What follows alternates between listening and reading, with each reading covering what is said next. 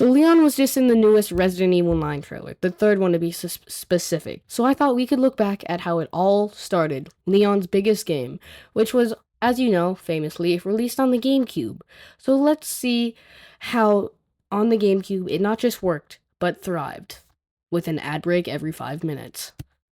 So to start, we all know that the GameCube was mainly family friendly. Well, no it's Nintendo. So yeah, but then here comes this rated M game with realistic, for the time, blood, where Capcom wanted to use the power of the GameCube. I mean, sure, it was still on 2 discs, but like, some Zeldas were on it, I think. Oh, never mind. Metal Gear Solid was on 2 discs. Back to Resident Evil 4. So Resident Evil 4 was able to show that the GameCube was more than just a kid's toy. And the power of the GameCube was a little bit higher than the PS2. So let's look at the specs. So the GameCube had the better GPU and GPU. For RAM, it had 40 megabytes. And wow, it's so great to know that RAM's still so cheap right now. Where the PS2 only had 32 megabytes. And while both could only really go to 480p, here's a GameCube game of RE4 compared to the PS2 port, where the GameCube had more color and more tiny details. But looking at the bare specs, you can see why Capcom went with the GameCube for the main port. And the final things for specs and whatnot, it also gave the parents who got a GameCube a game to play when their kids were out. So in the end, the GameCube sold 1.6, where the PS3 sold 2.3. Okay, so the PS2 sold more, but not just because of Resident Evil 4. I swear I still have a point, guys. Don't you dare click off the video. But let's look at something else, not just sales, that made the RE4 port on the GameCube that little bit better than the PS2.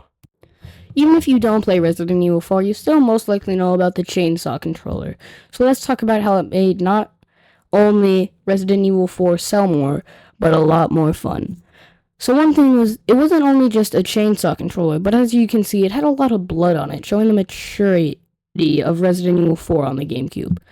But also, now it's a collector's item, which is now over $300, which is pretty good for a third-party controller. Plus, they had a special cord so that the GameCube controller looked a lot better and then just had a black cord. So it actually looked like something you could like pull on or charge the controller with.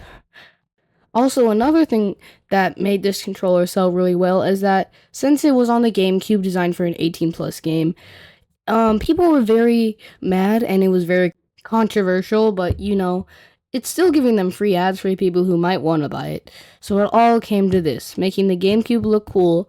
And then, you know, the PS2 got its own chainsaw controller, but you know, we don't need to talk about that. It came out 3 whole months later, so the GameCube got a shine for 3 months. But yeah, but the GameCube had better specs for 3 whole months, a better controller, which all made it funner, more realistic, and helped it sell a lot more. So now, onto the end of the video. Well, I hope you enjoyed this video. Sorry it took so long to make. And when I wrote this script, it was still about 2 weeks till Christmas, so I said that this may be my Christmas video, but as you can tell, 4 days from Christmas, this is definitely going to be my Christmas video, talking about a piece of technology from 2002. Sorry for all you GameCube experts, I meant 2001. But I hope you enjoyed this video. With Resident Evil 9 now having Leon, you know, perfect time for this video.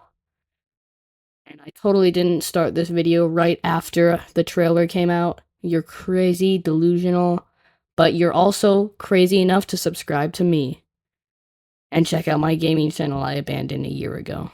Peace out. I'll see you in the next one, where we talk about how Leon actually likes males on his pickles.